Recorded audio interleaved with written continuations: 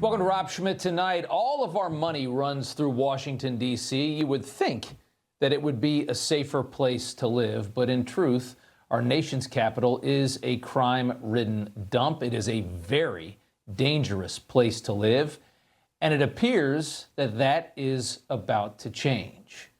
And the inspiration might be the brutal beating of somebody you've probably heard of. 19-year-old DOJ staffer Ed Korestein, known as Big Balls, was savagely beaten by a large group of teenagers during an attempted carjacking very early on Sunday morning. Korestein was one of the most brilliant minds at DOJ during its heyday, along with Elon Musk. He reportedly shoved his girlfriend inside of the car to protect her before taking a beating from as many as 10 teenagers. The president just spoke about this earlier this evening. Take a listen.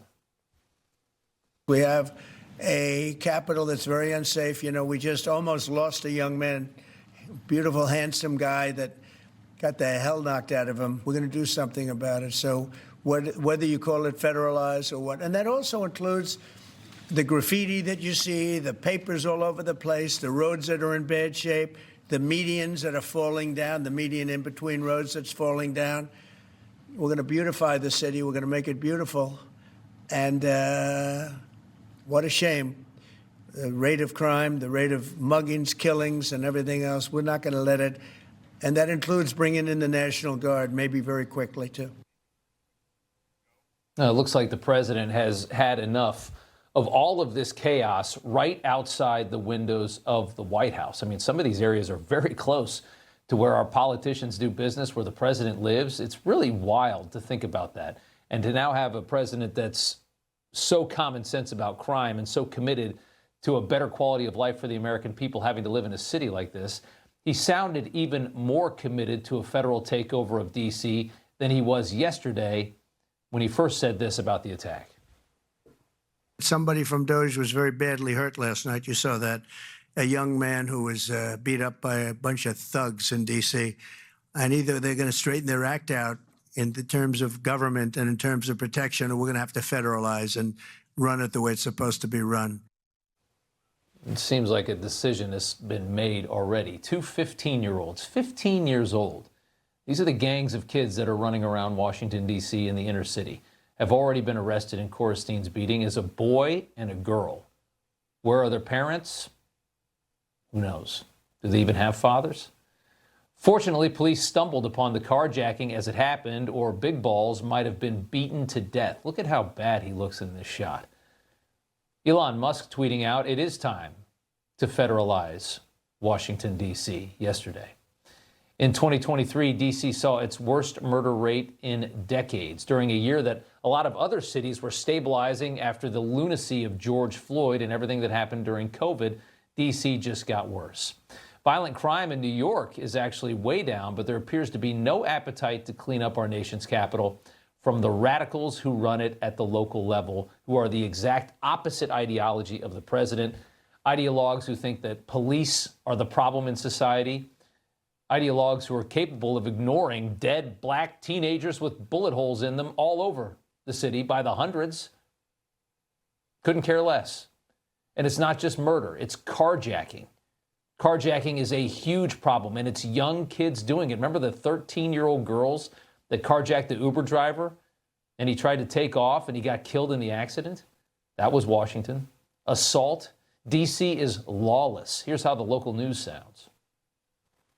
One of the recent rounds of gunfire happened here in Northeast, not too far from Benning Road, at this track where a track meet was being held for elementary students. 3 suspects jumped out of a car and began firing. We are here on Pitts Place Southeast, where a young lady was shot and killed this afternoon. We are told the victim had just withdrawn money from an ATM when a driver ran over him and killed him. Police say a woman was assaulted and robbed while walking in the 1700 block of Irving Street Northwest. More than 140 shots fired in a Northeast community, sending bullets flying Wednesday night. Families with children having to run to safety as cars, homes, even a church were riddled with gunshots. You see, this is the city that now Trump lives in. So think about that. He's the president of the United States, but he lives in that city. How long did you think he was going to sit there and watch this kind of nonsense happening, again, right outside of the windows of the White House. The Washington, D.C. crime rate is more than twice the national average, making it one of the most dangerous metro areas in the entire country. More dangerous than the capitals of many third world nations, including all of those on that list. Look at some of the names of those cities: Addis Ababa in Ethiopia, Nairobi in Kenya, and flooded with juvenile crime as our inner city black culture continues to rot after 60 years of left-wing entitlement programs has destroyed it. In July, a congressional intern was killed.